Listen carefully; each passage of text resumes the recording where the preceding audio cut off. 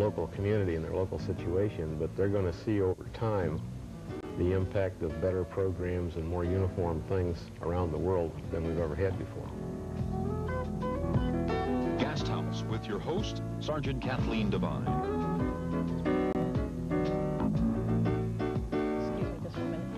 And welcome. On October 1st, a new program was implemented Army-wide called SIO, or Standard Installation Organization. Well, SIO and its companion system, known as One Fund, affect you and your family. And what impact will it have on the community? Well, those questions are going to be answered tonight by Major General Robert Joyce. He's commander of the U.S. Army Community and Family Support Center in Washington, D.C. Good evening, sir, and welcome into the Gasthaus tonight. I'm very glad that you could join us. Whenever a program is implemented, at no matter what level, the first thing that soldiers always ask is it going to affect me and my family? What would your answer be to that question? Absolutely. It's going to affect them and their families. It may be the most important thing in their lives in the future if they stay in the Army for a long time, because it's going to go to how their kids are taken care of, who's in charge of all the community activities that they grow up accustomed to, and what the general quality of life is in their community. They may not see an immediate impact in their local community and their local situation, but they're going to see over time the impact of better programs and more uniform things around the world than we've ever had before. How is that going to happen? Well, in the past,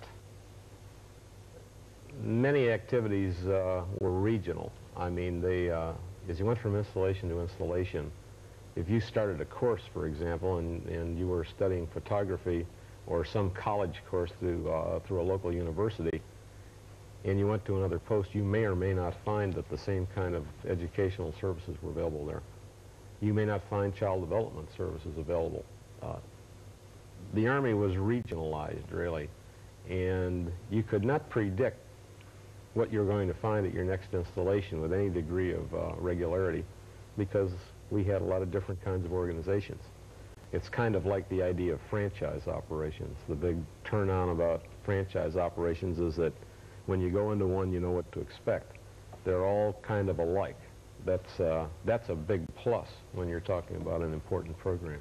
Does this affect every single program in our community? Maybe you could give us kind of an idea of a range of activities that it affects. Ultimately, it will affect most of the things that impact on people's lives. Now, my interest in is the personnel and community activities, the DPCA, and the Standard Installation Organization really had its birth in some initiatives that we were doing in the quality of life area. And based on General Thurman's direction several years ago, when he was the desk per of the Army, General Mitchell, who's now the commander in Berlin, and I and the commander of the Soldier Support Center were tasked to come up with a standard organization for the DPCA. And again, the idea was to make sure that the services were consistent around the Army.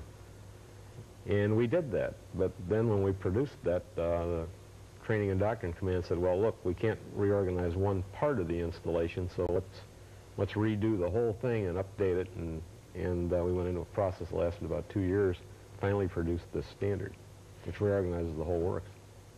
So that kind of gives us a broad definition of what's happening in the community. What are we going to see as soldiers? Things are just going to be sorted out and organized differently. I would say that from the standpoint of a person who's a customer to the system, a client of it, probably will not notice anything for a while. But what he ought to notice over a relatively short period of time is better management and better integrated activities. Prior to the Standard Installation Organization, which, by the way, was brought on by the Installation Single Fund that's being implemented over here at the same time. We'd been used to financially managing these communities an activity at a time. Each activity belonged to a separate category of non-appropriated funds, and their money could only be used to support that activity, or a similar one within the same category. And you had Category 3, which is bowling alley, snack bars, for example, Category 5, clubs, and the category for billeting funds and all that. They never could share money. They never could pool money.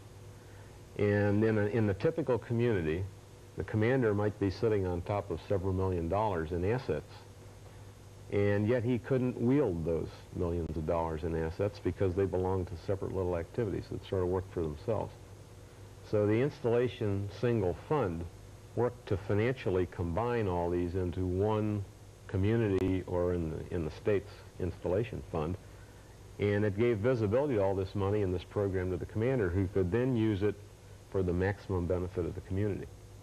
The standard installation organization was designed at the outset to implement the single fund, to make it possible organizationally. Sir, how do you feel that this standardization reflects the Army's changing attitude towards human resources and the Army family as a whole? Oh, I think this is going to institutionalize a lot of the commitments that the Army leadership has made in the past 6 or 7 years that I've been associated with this program, because this places in organizational manning documents a sort of a philosophical base for a program that's a program for the 80s and 90s. And I think it's going to be a great benefit to all the people that serve. Is it going to save Army communities any money? We don't know. We hope that it will over time, because it's a lot more efficient way of managing. But we haven't entered into it to save money. We've entered into it with the soldier and family in mind, and the quality of life and quality of services. We hope it does save money eventually, and it should, but I would hate to predict it. Well, thank you very much, sir, for joining us in the Gasthaus tonight and for explaining to us a little bit about the Standard Installation Organization. Thank you so much. You're welcome.